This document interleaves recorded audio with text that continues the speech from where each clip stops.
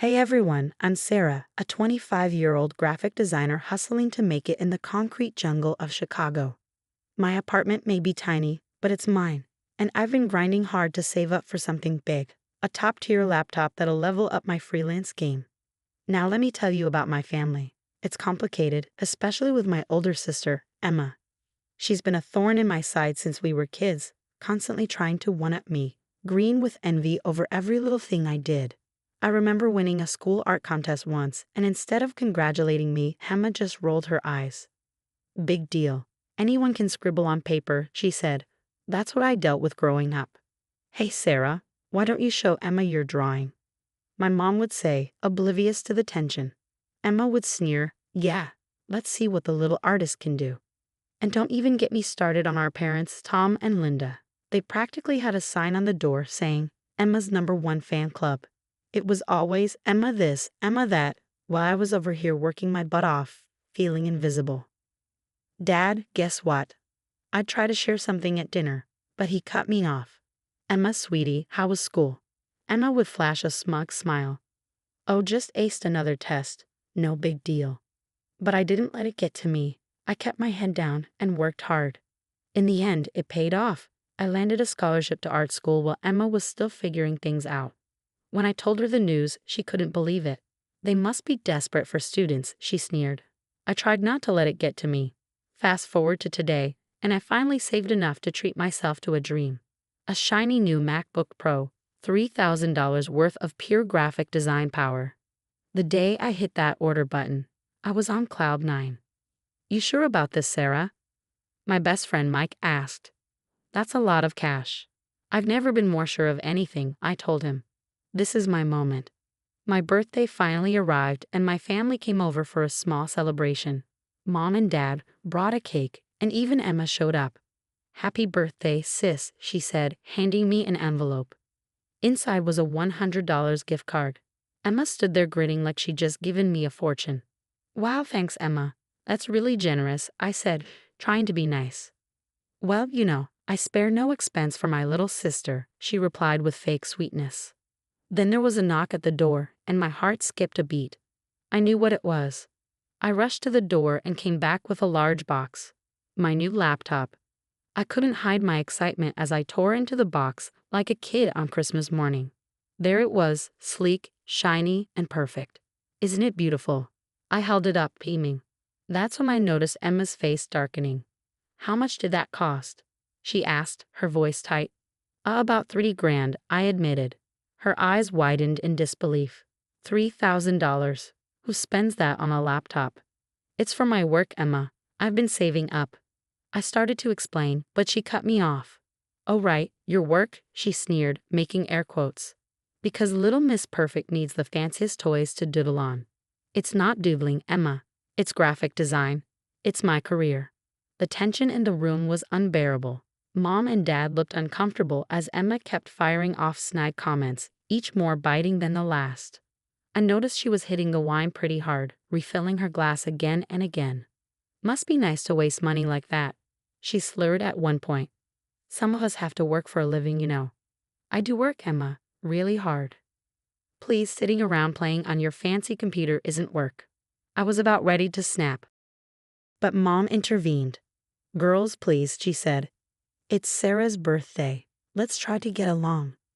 As the party began to wind down, I walked Mom and Dad to the door. Thanks for coming, I said, forcing a smile. And thanks for the cake. Of course, sweetie. Happy birthday, Mom replied, giving me a warm hug. I closed the door behind them and took a deep breath. All I had to do was say goodbye to Emma, and this nightmare of a birthday would finally be over. But when I turned back to the living room, Emma wasn't there. I heard a noise coming from my home office. Emma, I called, walking toward the sound.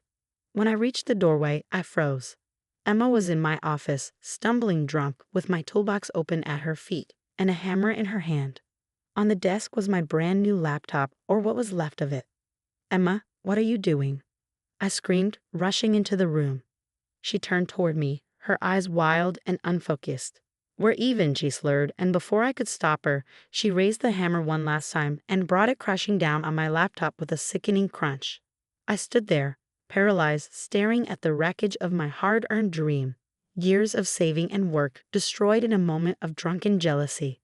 The reality of what just happened hit me like a tidal wave, a whirlwind of rage, heartbreak, and an iron determination that this would be the last time Emma ever hurt me. My hands shook as I dialed 911, but by the time I got through to an operator, Emma had already stumbled out of my apartment. I tried explaining what happened to the cops, but without her there, it felt pointless. "We'll file a report, ma'am," the officer said over the phone, but without the suspect present. I knew what that meant, a slim chance of any real justice. I wasn't about to let it end there. I called my parents, hoping they'd back me up. "Mom, Dad, you need to tell the police what Emma did. You saw how she was acting." There was a long pause. Finally, Dad spoke. "Honey, Emma called us earlier. She said she left your party around 8 p.m. We can't lie to the police."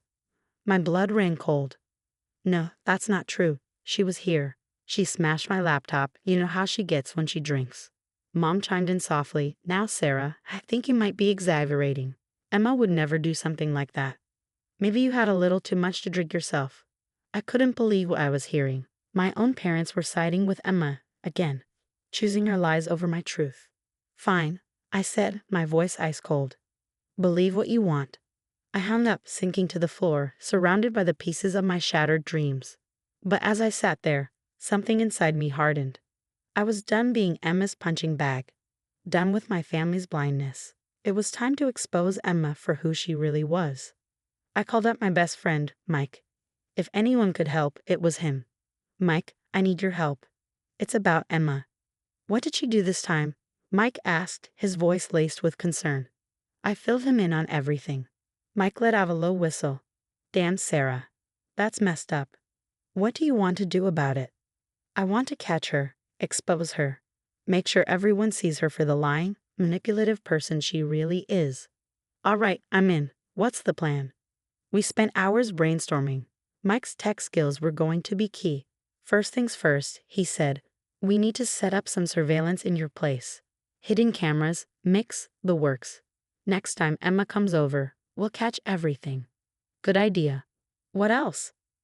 "We'll create a fake social media account to keep tabs on her. I can also do some digging into her digital footprint, maybe even her financials. People like Emma usually have skeletons in their closets." Meanwhile, I had my own role to play. "I'll act like I've forgiven her," I said. "I'll get close again." Mike paused. "You sure you can pull that off?" I sighed. "I've been playing nice my whole life, Mike. I can do it a little longer." Over the next few weeks, we put our plan into action. Mike helped me install tiny cameras and microphones around my apartment, hidden in picture frames and potted plants.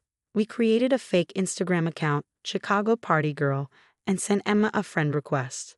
She accepted without hesitation. I reached out to Emma, pretending to be the forgiving sister. "Hey, Em, I've been thinking. I'm sorry about how things went down on my birthday. Can we talk?"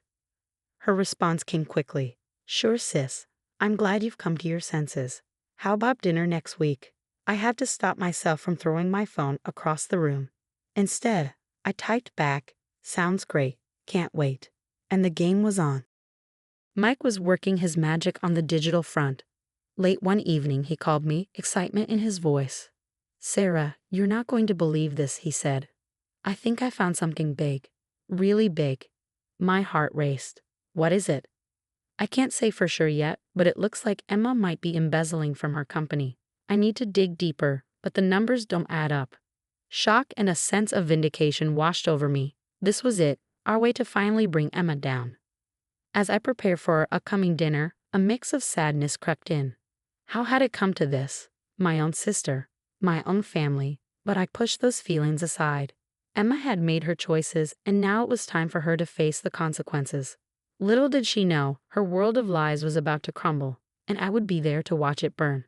When Emma arrived for dinner, I played the part of the forgiving sister. Hidden cameras were rolling, capturing every word. "Thanks for coming, Em," I said, offering a smile. "I really want us to move past all this." "Of course, sis. Water under the bridge, right?" she said, casually brushing it off. We made small talk, but I skillfully steered the conversation toward my career. "You know, I've been getting some great freelance gigs lately, I said, watching her expression tighten. Clients love my work. Emma's jaw clenched. Oh, aren't you special? She sneered. Always the golden child. I pushed harder. Remember my birthday? That laptop was supposed to take my career to the next level. Her eyes flared with anger. You and your stupid laptop, she snapped. You think you're so much better than me, don't you? Well, I showed you. I smashed that thing to pieces, and I'd do it again. Bingo. I had her confession on camera. Just then, my phone buzzed. It was Mike. It's done. We had anonymously tipped off Emma's workplace and the authorities about her embezzlement. Within days, Emma's world imploded.